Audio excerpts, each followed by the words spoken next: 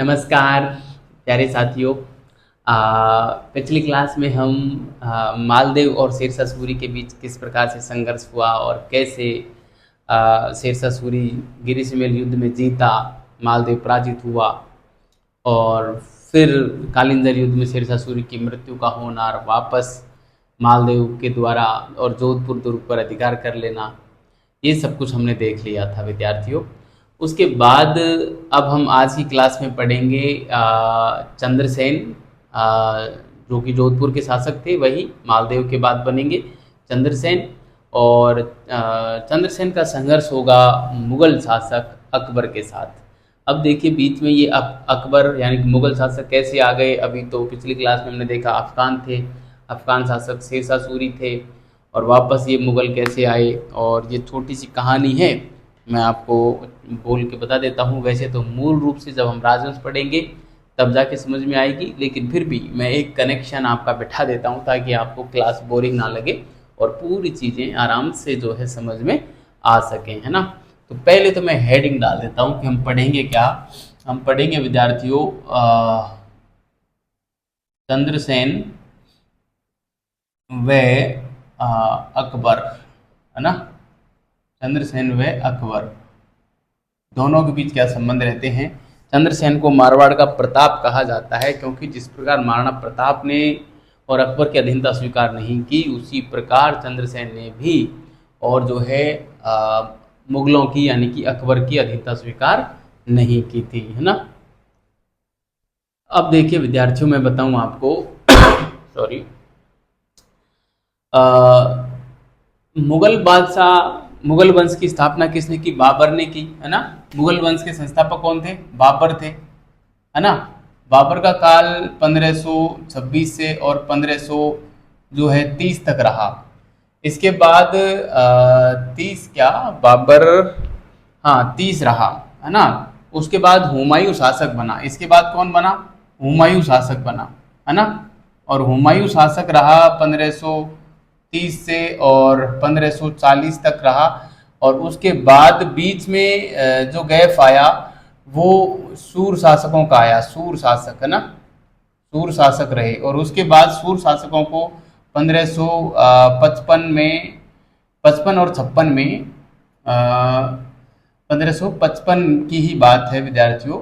लगभग 2 युद्ध इसने जीते थे हुमायूं ने, सरहिंद, सरहिंद व मच्छीवाड़ा, है ना। सरहिंद व मच्छीवाड़ा 2 युद्धों में हुमायूं ने इन सूर शासकों को पराजित किया, है ना। सूर शासकों को पराजित किया और पुनः, और हुमायूं ने मुगल वंश की स्थापना की, है ना। पुनः स्थापना, मुगल वंश की पुनः स्थापना की। किसने?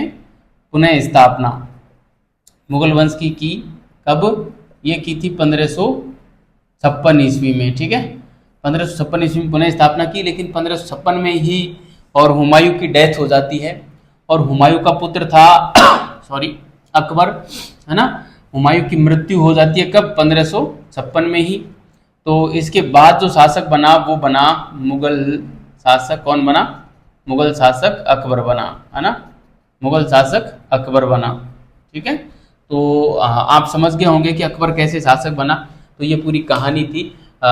हुमायूं चौसा और बिलग्राम के युद्ध में पराजित हुआ था, जिसकी वजह से इसका राज्य छीन लिया किसने? शेरशाह सूरी ने, और सूर वंश की स्थापना की। भारत में द्वितीय अफगान वंश था ये सूर वंश, है ना। प्रथम अफगान वंश लोधी था, ठीक है। तो इस प्रकार से द्वितीय अफगान वंश की स्थापना भारत में 1540 में शेरशाह सूरी ने की, जिसको अंतिम रूप से मच्छीवाड़ा और सरहिंद के युद्ध में, पहले शायद मच्छीवाड़ा हुआ था मई 1555 में, और जून 1555 में ही सरहिंद का युद्ध हुआ। और इन दोनों युद्धों में हुमायूं ने और जो है अफगानों को पराजित किया और फिर से मुगल वंश की स्थापना की। और सॉरी, करीब 6-7 महीने तक हुमायूं ने शासन किया। उसके बाद एक दिन सीढ़ियों से फिसल कर और गिर पड़ा और उसकी वजह से इसकी डेथ हो गई, और उसके बाद जो है मुगल शासक अकबर बन गया। ये पूरी कहानी थी। अब अकबर का संघर्ष होगा चंद्रसेन से। अब आप कहोगे सर चंद्रसेन कौन थे, इसके बारे में भी बता ही दो। तो चंद्रसेन के बारे में आपको बताऊं, पिछली क्लास में मैंने पढ़ाया था आपको मालदेव, है ना, मालदेव। तो मालदेव की मृत्यु हो जाती है 1562 में। मालदेव के 4 पुत्र थे, एक था राम, एक था रायसेन, राय सिंह, है ना, राम राय सिंह और एक चंद्रसेन, है ना, राय सिंह, चंद्रसेन, और एक था उदय सिंह, है ना, उदय सिंह। ठीक है, ये 4 पुत्र थे किसके, चंद्रसेन, इसके मालदेव के। लेकिन मालदेव इसके बाद इन चारों में संघर्ष होता है और चंद्रसेन शासक बन जाता है। चंद्रसेन क्या बन जाता है, शासक बन जाता है, जो कि कब से कब तक रहता है, 62 से और 1581 तक रहता है।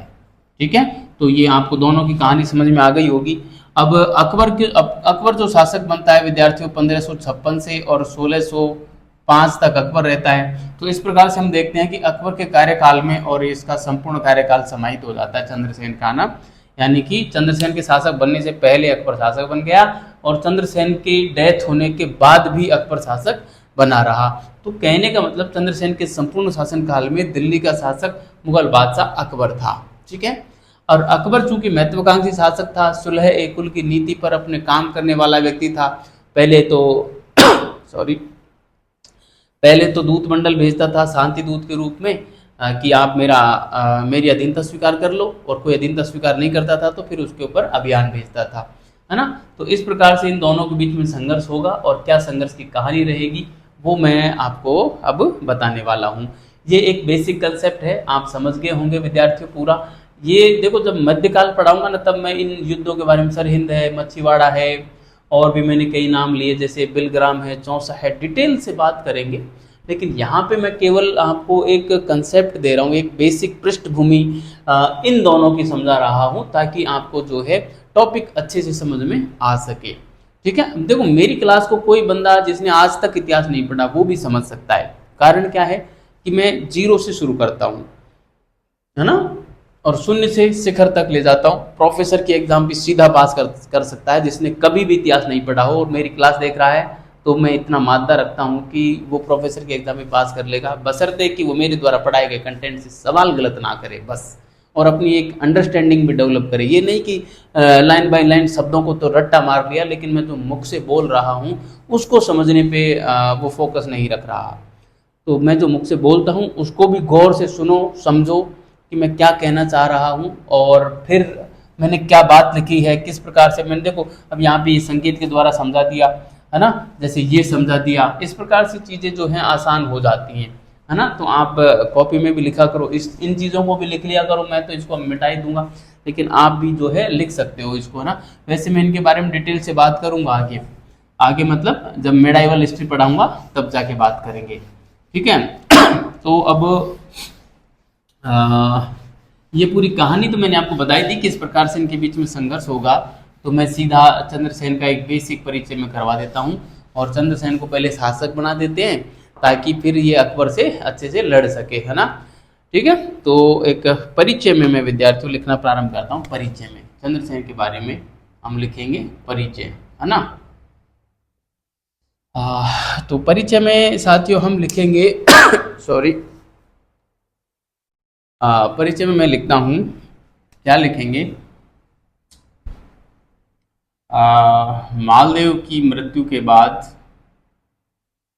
मालदेव की मृत्यु कब हुई थी, 1562 ईस्वी में, है ना। वैसे हमने पढ़ा नहीं है मालदेव की मृत्यु, हम पढ़ेंगे जब राजवंश पढ़ेंगे तब डिटेल में बताऊंगा। अभी मालदेव ने बहुत सारे युद्ध और जीते थे, है ना, उनके बारे में जिक्र करेंगे, लेकिन जब राजवंश पढ़ेंगे तब करेंगे ना। अभी हमारा टॉपिक क्या है, राजपूत मुस्लिम संघर्ष चल रहा है ना, तो इसलिए हम यहाँ पे बात नहीं कर रहे। मालदेव की मृत्यु के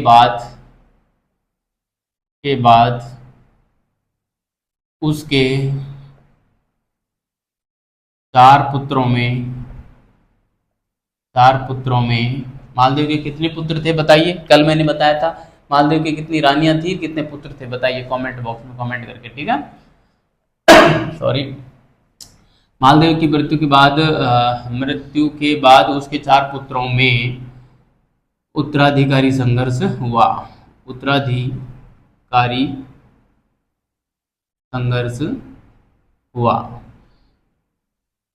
है ना, उत्तराधिकारी संघर्ष हुआ। चार पुत्र कौन कौन से थे, मैं यहाँ पे नाम लिख दूं। एक तो था राम, एक था रायमल, एक था चंद्रसेन और एक था उदय सिंह, है ना। तो विद्यार्थियों, चंद्रसेन तीसरे नंबर का होते हुए भी शासक बन जाता है, ठीक है। वास्तविक उत्तराधिकारी राम था, लेकिन राम शासक नहीं बन पाता है, ठीक है। तो इसमें जो है सॉरी, इस संघर्ष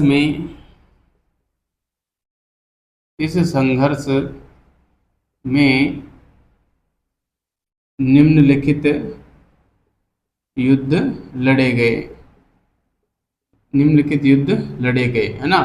तो इन युद्धों में विद्यार्थियों सॉरी, एक तो आता है गांगाणी का युद्ध, है ना, गांगाणी का युद्ध, ठीक है। गांगाणी का युद्ध जो लड़ा गया था वो लड़ा गया था 1563 ईस्वी में, और एक लड़ा गया था लोहरावट युद्ध, लोहरावट का युद्ध, है ना, लोहरावट का युद्ध ये लड़ा गया था 1564 ईस्वी में, है ना, ईस्वी सन है ये, ठीक है, सॉरी। इन दोनों युद्धों में मैं यहाँ पे लिखूंगा, इन दोनों, पेन बदल लेता हूँ, फीका चल रहा है ये। इन दोनों युद्धों में चंद्रसेन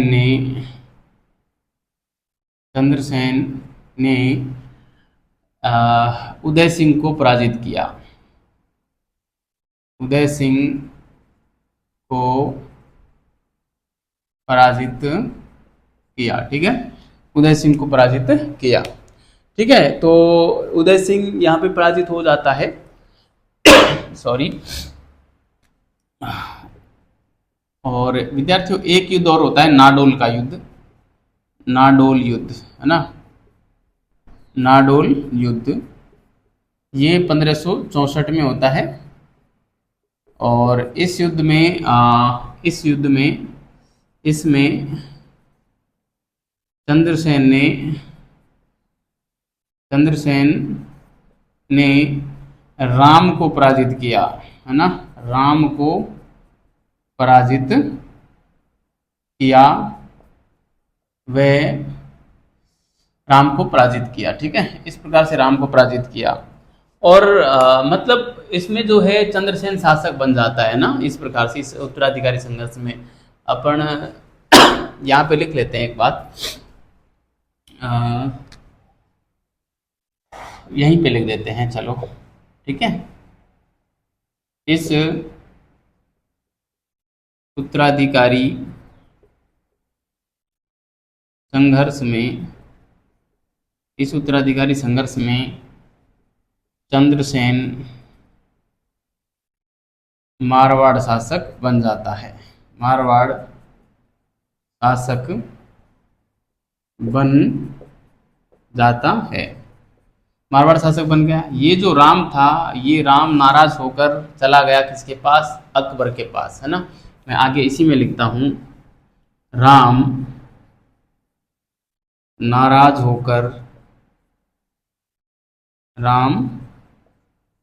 होकर अकबर के पास चला गया, अकबर के पास सहायता हेतु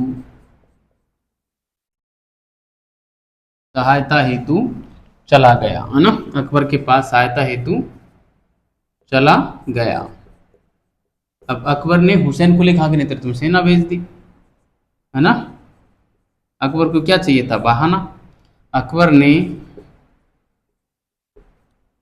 हुसैन कुली खां के हुसैन कुली खां के नेतृत्व में और सेना भेजी, जिसने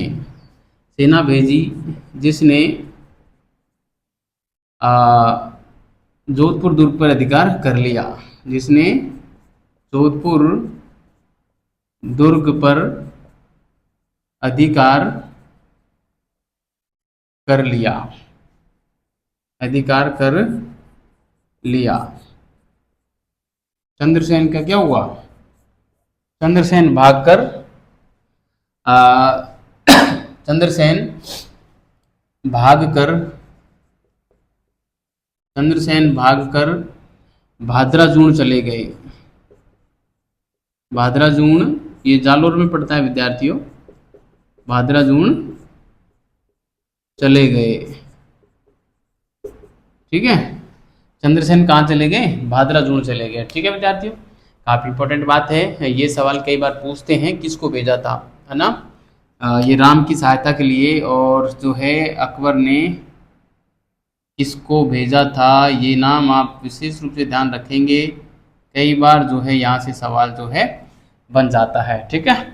तो आप अच्छे से ध्यान रखना। अब क्या होता है, अब 1570 में अकबर नागौर में दरबार लगाता है, नागौर दरबार जिसको कहते हैं, और उसमें राजपूताना के सभी शासकों को वो आमंत्रित करता है कि यहाँ पाइए इस दरबार में। और उस दरबार की खासियत ये थी विद्यार्थियों कि जो भी व्यक्ति उस दरबार में जाएगा एक तरीके से वो अकबर की अधीनता स्वीकार कर लेगा, ठीक है। तो सॉरी, ऐसी स्थिति में वहाँ पे जैसलमेर के शासक हर्राय भाटी गए, बीकानेर के कल्याणमल गए, इन्होंने जाके अकबर की अधीनता स्वीकार की। और बीकानेर का तो जो शासक था वो अपने पुत्र पृथ्वीराज को भी लेके गया वहाँ पे। पृथ्वीराज वही डिंगल का हॉरिस जो कहलाता है, मैंने कल आपको पिछली वो प्रताप वाली क्लास में बताया भी था, जिसने वेली किशन रुक्मणी की रचना भी की थी, है ना, वो पृथ्वीराज, है ना। तो इसमें इस नागौर दरबार में चंद्रसेन भी गए, लेकिन चंद्रसेन की कुर्सी जब बहुत पीछे लगा रखी थी तो चंद्रसेन नाराज हो गए कि मेरा इतना सम्मान इन्होंने नहीं किया। कुछ इस वजह से नाराज होकर और अकबर को बिना बताए उस दरबार से चले आए।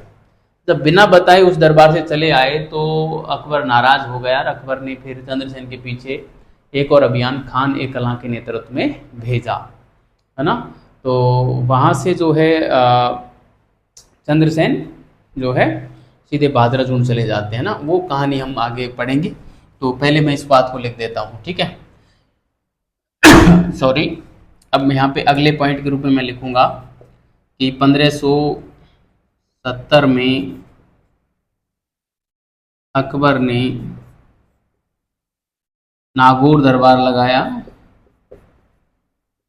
नागौर दरबार लगाया। ये नागौर दरबार विद्यार्थियों कहते हैं कि यहाँ पे बड़ा अकाल पड़ा था राजपूतानी में, और एक यहाँ पे नागौर में एक तालाब बनवाया था जिसको शुक्र तालाब भी बोलते हैं। और कहते हैं कि उस शुक्र तालाब के उद्घाटन समारोह के रूप में और अकबर ने यहाँ पे एक दरबार लगाया। और चूंकि अकबर ने यहाँ पे ये तालाब अकबर ने खुदवाया था, ऐसा माना जाता है शुक्र तालाब, क्योंकि जनता को राहत पहुंचा सके और जनता की सहानुभूति प्राप्त कर सके, इसलिए अकबर ने ऐसा किया था ना। शुक्र तालाब यहाँ पे बनवाया था, ध्यान रखना। वैसे आर्ट एंड कल्चर का मामला है, लेकिन फिर भी इतिहास में भी इस प्रकार का सवाल जो है पूछा जा सकता है। शुक्र तालाब का संबंध जो है अकबर से है, आप ये ध्यान रखना, है ना।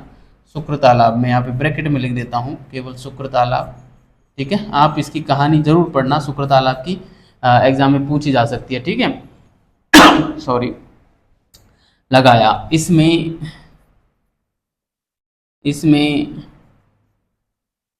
चंद्रसेन भी सम्मिलित हुए, इसमें चंद्रसेन भी सम्मिलित हुए, मगर बिना अकबर को बताए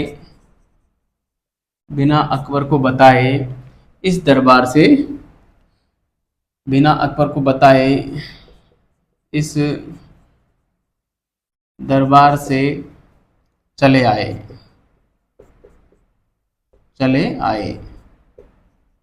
इस कारण अकबर चंद्रसेन पर गुस्सा हुए, चंद्रसेन पर गुस्सा हुए वे सॉरी वे, ये नाम ध्यान रखना, खान ए कला के नेतृत्व में, के नेतृत्व में एक अभियान एक अभियान चंद्रसेन के विरुद्ध भेजा। एक अभियान चंद्रसेन के विरुद्ध भेजा, है ना। चंद्रसेन भाद्राजूण में था, है ना। चंद्रसेन भाद्राजूण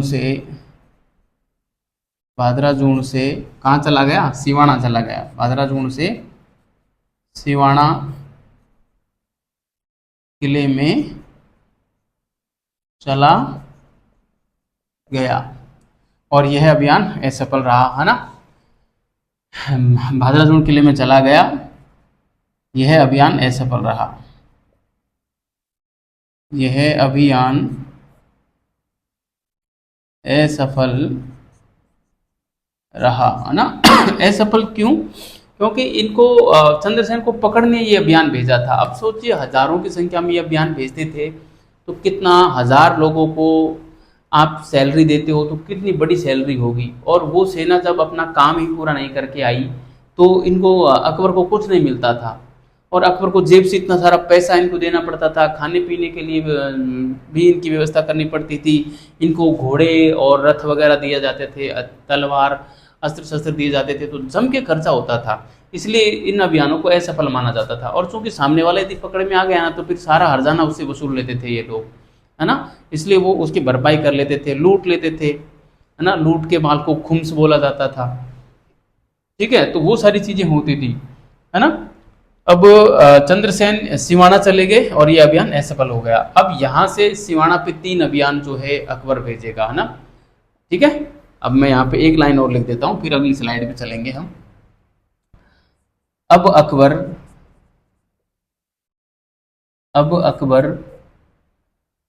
लगातार 3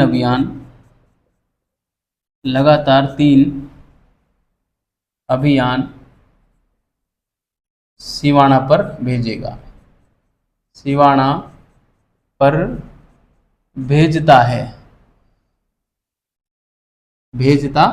ठीक है, भेजता है, ठीक है। अब उन अभियानों को हम यहाँ पे पढ़ेंगे, अगली स्लाइड में पढ़ेंगे विद्यार्थियों।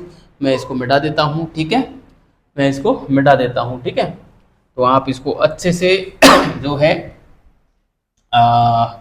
समझ रहे होंगे विद्यार्थियों। पूरी कहानी है एकदम, मैं पूरी कहानी फॉर्मेट में ही लेके चल रहा हूँ, ऐसे नहीं है कि बस केवल फॉर्मेलिटियाँ पूरी कर रहा हूँ, ठीक है। वैसे YouTube के इतिहास में तो आपको इससे बेटर क्लास और कहीं मिल नहीं सकती, ये यकीन मानना आप। और विश्वास तो साल भर बाद में हो ही जाएगा जब यहाँ पे 700-800 क्लासें या 1000 क्लासें YouTube पे देखने को मिलेंगी। आंखें चौंक जाएंगी लोगों की कि इस बंदे ने अकेले ने किया ही क्या है ना। तो यहाँ पे मैं लिखूंगा प्रथम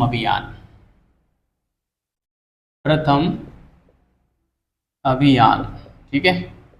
ये 1574 ईस्वी में किया गया था प्रथम अभियान। और सॉरी, प्रथम अभियान में जो विद्यार्थी इन्होंने भेजा था उसमें 2-3 लोग साथ में थे इसके, जैसे एक राय सिंह था, एक केशवदास मेड़तिया था और एक जो है तैयब खां था। 3 सेनापति भेजे थे, है ना। लेकिन यह अभियान भी सफल होगा, ठीक है। चूंकि सिवाना को छोड़कर और जो वो है चंद्रसेन, वो पीपलूद की पहाड़ियों में चला जाएगा। कहाँ चला जाएगा? पीपलूद चला जाएगा, ठीक है। तो मैं यहाँ पे लिखना चाहूँगा, राय सिंह अकबर ने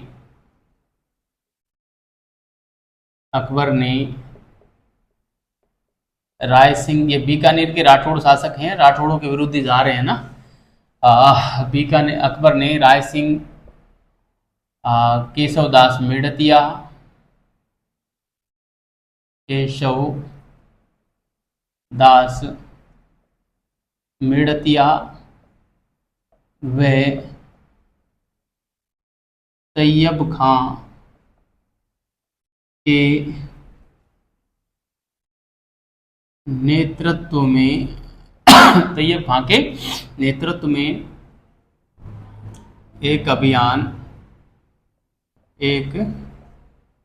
अभियान जालोर पर भेजा। ये भयभट्टी है ना। अभियान जालोर पर भेजा। जालोर क्या, सिवाना पर भेजा है ना। वैसे सिवाना जालोर में पड़ता है, पर सिवाना पर भेजा। ठीक है।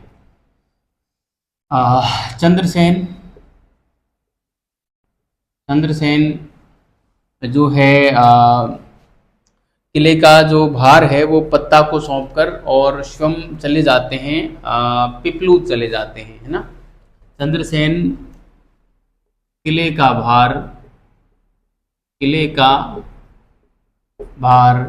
फत्ता, ध्यान रखना इंपॉर्टेंट नाम है, फत्ता को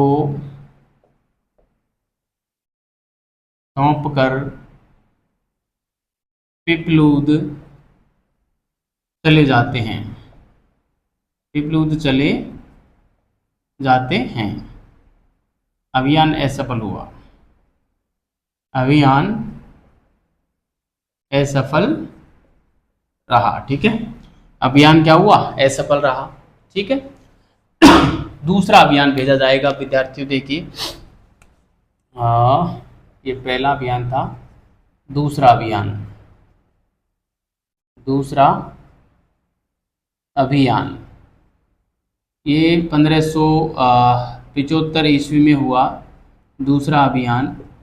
और दूसरे अभियान में इन्होंने जो भेजा था वो भेजा था, एक तो जलाल खां को भेजा था और एक सैयद हामिद अहमद को भेजा था, है ना। तो इसमें दूसरा अभियान, इसमें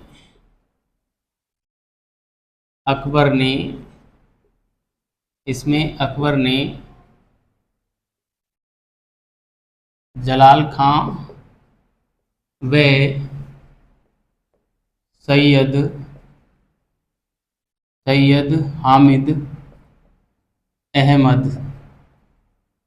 हामिद अहमद को भेजा था। सैयद हामिद अहमद को भेजा था, सॉरी। मगर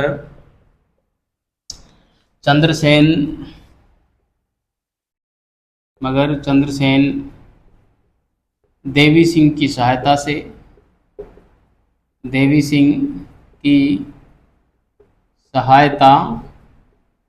से भाद्राजून से पिपलूद से और कणुजा चले जाते हैं, है ना। पिपलूद से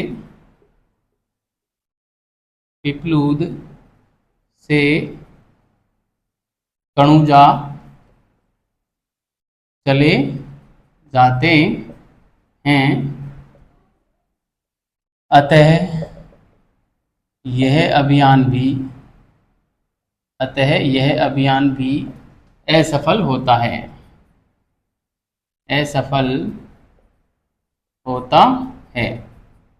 अतः यह अभियान भी क्या होता है, असफल होता है विद्यार्थियों। अब होगा तीसरा अभियान। सॉरी, तीसरे अभियान में ये शाहबाज खां को भेजेगा और वो सिवाना दुर्ग पर अधिकार कर लेगा ना, तीसरा अभियान। लेकिन चंद्रसेन तो फिर भी पकड़ में नहीं आएगा। तीसरा अभियान, है ना, ये हुआ था 1576 ईस्वी में, जब हल्दी घाटी का युद्ध हुआ था, उसी साल ये तीसरा अभियान हो रहा है ना। हम कहेंगे कि इसमें अकबर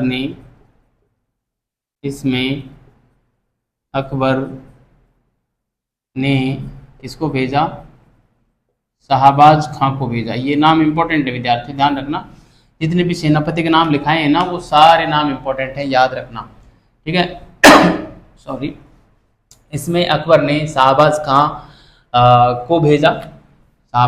को भेजा, जिसने सिवाना दुर्ग का घेरा डाला। सिवाना दुर्ग का घेरा डाला।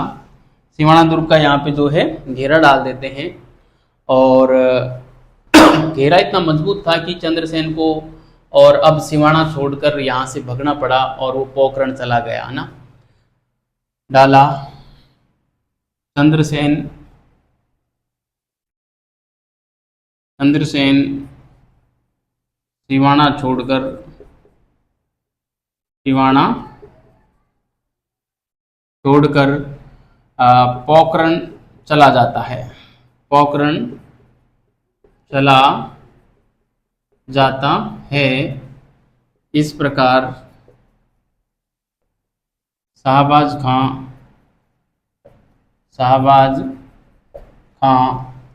सिवाना पर अधिकार कर लेता है। सिवाना पर अधिकार कर लेता है। इस प्रकार जो है पोखरण चंद्रसेन तो पोखरण में चला जाता है और शाहबाज खां सिवाना पर अधिकार कर लेता है विद्यार्थियों। अब पोखरण जो है विद्यार्थियों चंद्रसेन की ही जागीर हुआ करती थी, राठौड़ों के अंडर में आती थी। लेकिन चूंकि चंद्रसेन ने उसको अपने एक सामंत थे आनंद राम पांचोली, उसको सौंप रखा था। तत्कालीन समय के जो जैसलमेर शासक थे भाटी हर राय, वो पोखरण को जैसलमेर में मिलाना चाहते थे। इसलिए उन्होंने चंद्रसेन से कहा कि चंद्रसेन यार इसका कुछ ले लो भैया आप पैसे और इसको मेरे राज्य में मिला लेने दो। चंद्रसेन चूंकि उस समय आर्थिक संकट से गुजर रहा था, पैसे की कमी थी, तो उसने क्या किया 1 लाख फदिये में और पोखरण को बेच दिया जैसलमेर के शासक को। फदिये उस समय की मुद्रा थी जिसका वर्तमान में जो मूल्य आंका जाता है वो लगभग 12,500 रुपये के समथिंग आंका जाता है। तो उस ज़माने में पोखरण को 12,500 रुपये में चंद्रसेन बेच देता है किसको, जैसलमेर के भाटी शासक हर राय को। और चंद्रसेन चला जाता है दक्षिणी राजस्थान में और अपना निर्वासन काल दक्षिणी राजस्थान में गुजारता है। और वहाँ पे डूंगरपुर के शासक जो थे आसकरण, उन्होंने इनको काफ़ी सहायता दी, शरण दी। और कोरडा नामक गांव में दक्षिण राजस्थान में पड़ता है कोरडा नामक गांव, उसमें ही और चंद्रसेन की महाराणा प्रताप से भी भेंट होती है। इम्पोर्टेंट बात है विद्यार्थियों, कोरडा गांव पूछा जा सकता है कि प्रताप की चंद्रसेन से भेंट कहाँ हुई, तो कोरडा गांव में हुई जो कि दक्षिणी राजस्थान में पड़ता है। यहाँ तक की घटना मैं लिख देता हूँ, फिर आगे की बात फिर सुनाऊंगा, ठीक है। बड़ी इंटरेस्टिंग है कहानी पूरी कहानी एकदम, है ना। तो आपको बड़ा मज़ा आ रहा होगा, ठीक है। ज़्यादा तथ्यों में नहीं फंसाऊंगा मैं, पूरी कहानी फॉर्मेट में आपको राजवंश पढ़ाऊंगा तो बड़ा मज़ा आएगा। पूरी कहानी एकदम दिमाग में बैठी रहेगी, कभी निकलेगी नहीं, ठीक है। पूरा एकदम क्रम ध्यान रखना कि कहाँ कहाँ से वो चंद्रसेन भटक रहा है, तो पूरी कहानी समझ में आ जाएगी, ठीक है। अब पोखरण चला गया तो यहाँ पे हम लिख सकते हैं कि हेडिंग डाल सकते हैं चंद्रसेन और पोखरण, है ना। हेडिंग क्या डाल सकते हैं, चंद्रसेन व पोखरण। पोखरण जैसलमेर में है वर्तमान में। तो यहाँ पे हम लिखेंगे विद्यार्थियों कि पोखरण चंद्रसेन की जागीर थी, चंद्रसेन की ही जागीर थी, जिसका प्रशासन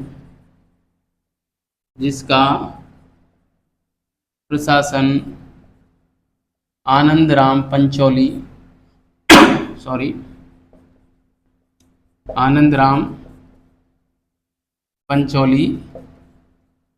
देखते थे।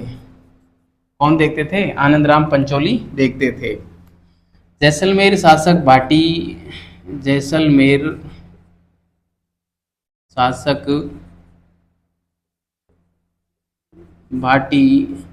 हर राय, जैसलमेर शासक भाटी हर राय पोखरण को जैसलमेर में मिलाना चाहते थे, जैसलमेर में मिलाना चाहते थे, है ना, जैसलमेर में मिलाना चाहते थे। इसलिए 1 लाख फदिये में चंद्रसेन से पोखरण खरीद लिया। पोखरण हर राय ने खरीद लिया। ठीक है, इस प्रकार से पोखरण भी चला गया जैसलमेर में, और अब चंद्रसेन जो आ जाते हैं दक्षिणी राजस्थान में आ जाते हैं। इस प्रकार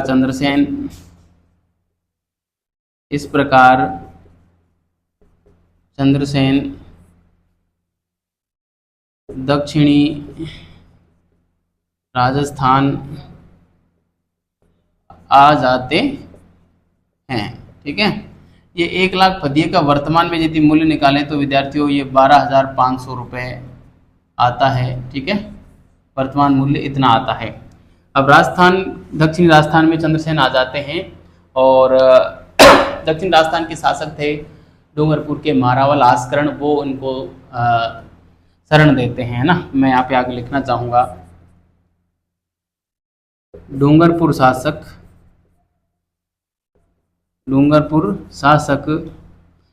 के शासक बांसवाड़ा के शासक महारावल की उपाधि धारण करते थे, है ना। महारावल, कई बार यही सवाल पूछ लेते हैं कि महारावल कहाँ के शासक उपाधि धारण करते थे, है ना। तो डूंगरपुर और बांसवाड़ा के महारावल, और मेवाड़ के शासक महाराणा, जोधपुर के महाराजा, कोटा बूंदी के हाडा, है ना, ये इनकी उपाधियाँ होती थी, है ना। जयपुर के जो थे सवाई, वो सवाई की उपाधि धारण करते थे सवाई जयसिंह के बाद, है ना। तो डूंगरपुर शासक महारावल आस्करण ने चंद्रसेन को सहायता दी,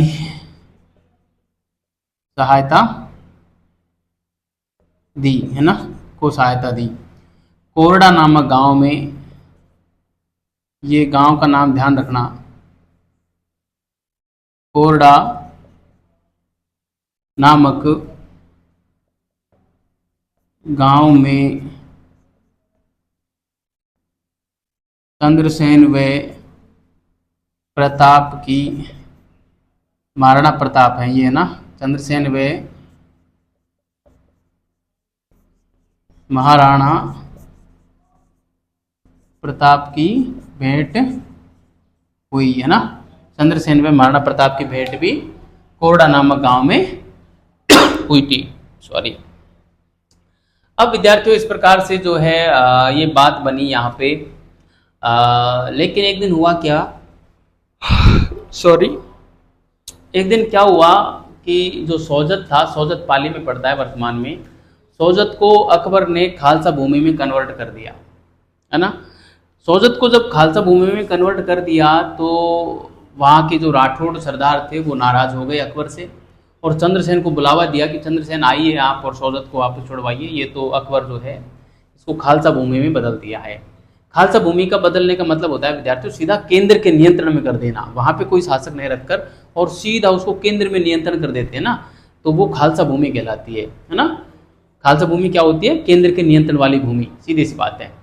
तो जब केंद्र के नियंत्रण में और सोजत को किया तो वहाँ के राठौड़ परेशान हो गए अकबर से, और उन्होंने चंद्रसेन को बुलावा किया कि चंद्रसेन आप आइए और सोजत को जीतिए। तो चंद्रसेन जाता है राठौड़ों के बुलावे पर और सोजत को जीत लेता है, और सभी राठौड़ सरदारों ने चंद्रसेन को जो है सहायता दी, सिवाय एक बैरीसाल के। बैरीसाल ने सहायता नहीं की थी, और अकबर ने फिर इसके विरुद्ध हुसैन कुली खां के नेतृत्व में फिर से एक सेना भेजी, और उस सेना का राठौड़ों ने जमकर मुकाबला किया और वो अभियान असफल हुआ। उसके बाद डूंगरपुर के शासक आस्करण के मध्यस्थता में और चंद्रसेन व बैरीसाल के मध्य एक समझौता होता है, और बैरीसाल शाम को एक रात्रि भोज रखता है, और उस भोज के दरमियान ही चंद्रसेन को और खाने में विष दे दिया जाता है, जिसके चलते 11 जनवरी 1581 को चंद्रसेन का देहावसान हो जाता है। इस प्रकार से चंद्रसेन का और अकबर के विरुद्ध एक जो दीर्घकालीन संघर्ष था वो यहाँ पे समाप्त होता है। ठीक है, तो विद्यार्थियों इस प्रकार से जो है हम इस पूरी कहानी को हम यहाँ पे लिख देते हैं। ठीक है, तो हमने क्या लिखा, प्रताप की भेंट हुई। अब हम सोजत वाली बात जो है अगले पन्ने पे कर लेते हैं। इसको मैं मिटा देता हूँ विद्यार्थियों। ठीक है, इसको मैं मिटा देता हूँ और आप जो है इसको उतार ही लिया होगा आपने। ठीक है, मैं इसको मिटा देता हूँ। ठीक है, और आपको एक कहानी पूरी अच्छी लगी रही होगी और विद्यार्थियों आप इसको बार बार पढ़ना तो अच्छे से पूरी याद हो जाएगी। ये ऐसा नहीं है कि इसमें ऐसा कोई बहुत ज़्यादा फैक्ट हो। आपको बस ये सेनापति ज़रूर ध्यान रखने हैं कि किस अभियान में कौन सा सेनापति था। ठीक है, और चंद्रसेन का जो निर्वासन काल है जिसमें ये चंद्रसेन भटकता भटकता फिर रहा है, इसका भी क्रम ध्यान रखना है आपको, है ना। तो हम यहाँ पे लिख सकते हैं, यहाँ पे हम लिख सकते हैं अब सॉरी, जब अकबर ने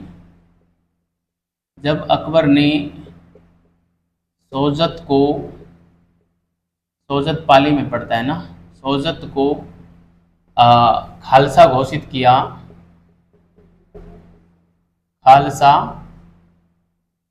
घोषित किया तो राठौड़ सामंत या सरदार नाराज हो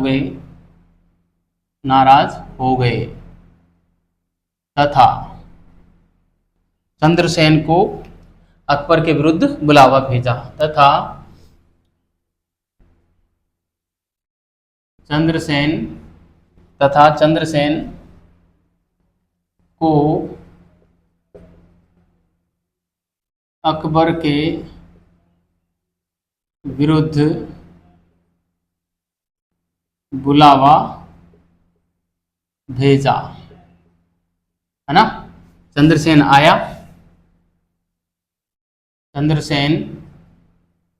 आया, वे सोजत तथा अजमेर पर अधिकार कर लिया, अजमेर पर अधिकार कर लिया। ठीक है, सॉरी। इस प्रकार से सोजत और अजमेर पर चंद्रसेन का अधिकार हो जाता है। इसके जवाब में अकबर जो है हुसैन कुली खां को एक सेना लेकर भेजता है ना। अब हम लिखते हैं आगे, इसके जवाब में, है ना, इसके जवाब में अकबर हुसैन कुली खां के नेतृत्व में सेना भेजता है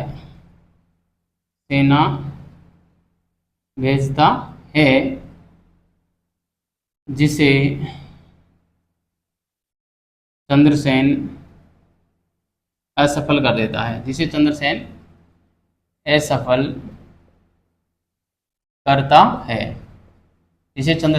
करता है।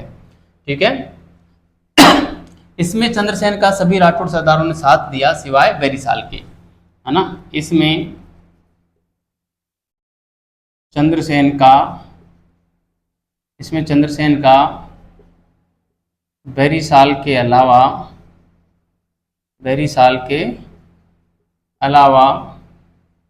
सभी राठौड़ सरदारों ने साथ दिया। ठीक है, अब सभी राठौड़ सरदारों ने साथ दिया, लेकिन अब चंद्रसेन और ये जो था बैरीसाल, इनके बीच एक समझौता करवाते हैं, आस्करण, डूंगरपुर के आस्करण, है ना। तो मैं यहाँ पे लिखूंगा, आस्करण ने, मैंने पहले लिखा हुआ है आस्करण डूंगरपुर का शासक था, तो मैं यहाँ पे फिर से नहीं लिखूंगा। आस्करण ने बैरीसाल व चंद्रसेन के मध्य समझौता करवाया, है ना, समझौता करवाया। तब बैरिसाल ने रात्रि भोज रखा, रात्रि भोज का आयोजन रखा, रात्रि भोज का आयोजन रखा, जिसमें चंद्रसेन को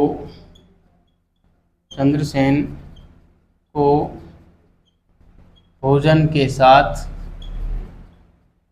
विष दे दिया गया। अतः 11 जनवरी 1581 ईस्वी को चंद्रसेन का देहावसान हो गया। चंद्रसेन का देहावसान हो गया। तो ये था प्यारे विद्यार्थियों चंद्रसेन के बारे में प्रमुख बातें, और किस प्रकार से चंद्रसेन का संघर्ष चला, अकबर से बहुत लंबा संघर्ष चला, बहुत सारे अभियान और जो है अकबर को चंद्रसेन के विरुद्ध भेजने पड़े। इसी कारण चंद्रसेन जो है उसको मारवाड़ का प्रताप या प्रताप का अग्रगामी भी कहा जाता है ना, क्योंकि प्रताप से आगे आगे ये चल रहा था। ठीक है, तो ये बात को हम लिखेंगे। मारवाड़ का प्रताप की जो संज्ञा दी वो पंडित विश्वेश्वरनाथ रेऊ ने दी थी, ये बात ध्यान रखना आपको, है ना। तो यहाँ पे हम लिखेंगे मूल्यांकन में हम थोड़ा सा बात लिख सकते हैं कि चंद्रसेन को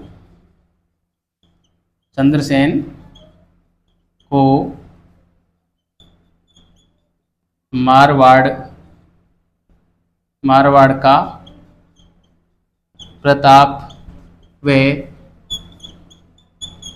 प्रताप का अग्रगामी कहा जाता है। किसने कहा था? ये विश्वेश्वरनाथ रेऊ ने कहा था ना, विश्वेश्वरनाथ रेऊ ने कहा था, ये ना विश्वेश्वरनाथ रेऊ ने कहा था। उसने काफी रिसर्च किया था, शोध कार्य किया था प्रताप पे, चंद्रसेन पे, तब इसने तुलना की थी विश्वेश्वरनाथ रेऊ ने, है ना। चंद्रसेन को राजस्थान का भूला बिसरा राजा भी कहा जाता है, क्योंकि चंद्रसेन का स्थान जो इतिहास में होना चाहिए वो वास्तव में इसको स्थान मिला नहीं, और इसकी जो उपलब्धि थी उसको कम आंका गया, इसलिए इसको कहते हैं कि भुला दिया। फॉरगटन हीरो या भूला बिसरा राजा या जो है विस्मृत राजा के नाम से इसको जाना जाता है ना। चंद्रसेन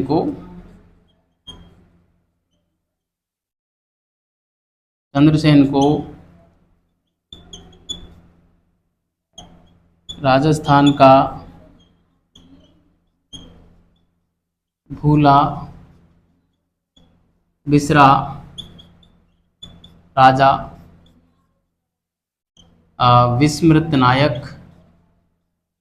विस्मृत नायक या फॉरगटन हीरो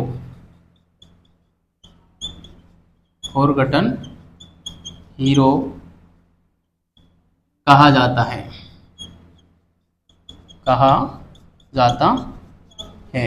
ठीक है।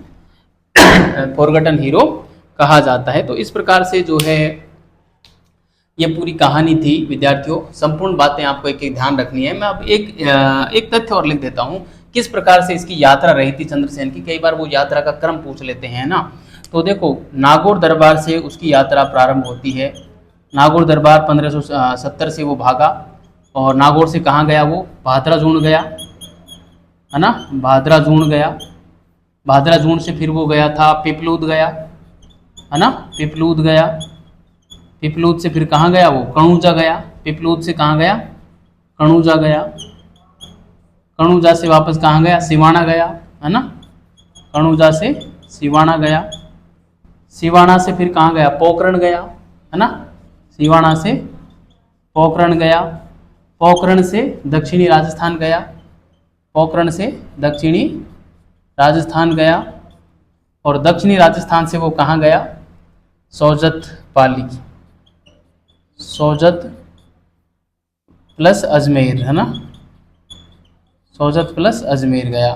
तो इस प्रकार से इसका जो है विद्यार्थियों एक यात्रा क्रम रहा और सौजत अजमेर में यहाँ पे जाके ही इसको जहर दे दिया गया और मतलब खाने में जहर दे दिया गया था, जिसकी वजह से इसकी डेथ हो गई थी। तो ये पूरी बातें आपको ध्यान रखना है, ये क्रम ध्यान रखना है। कई बार ये सॉरी, कई बार ये क्रम पूछ लेते हैं, है ना। तो ठीक है विद्यार्थियों, ये हमारे चंद्रसेन यहाँ पे पूरे हुए और चंद्रसेन के साथ ही हमारे जो ये टॉपिक था राजपूत मुस्लिम संघर्ष, उसमें हमने 8 शासक पूरे पढ़ लिए जो हमारे दे रखे थे। अब हम अगला टॉपिक स्टार्ट करेंगे, संभवतः कोई सा राजवंश ले लेंगे और फिर एक एक राजवंश को बढ़िया तरीके से पढ़ते चले जाएंगे। तो हमारा जो है मध्यकाल राजस्थान पूरा हो जाएगा, फिर हम आधुनिक राजस्थान में एंट्री कर जाएंगे। ठीक है, तो बहुत बहुत धन्यवाद विद्यार्थियों, अच्छे रहिए, मस्त रहिए और इतिहास का मजा लेते रहिए।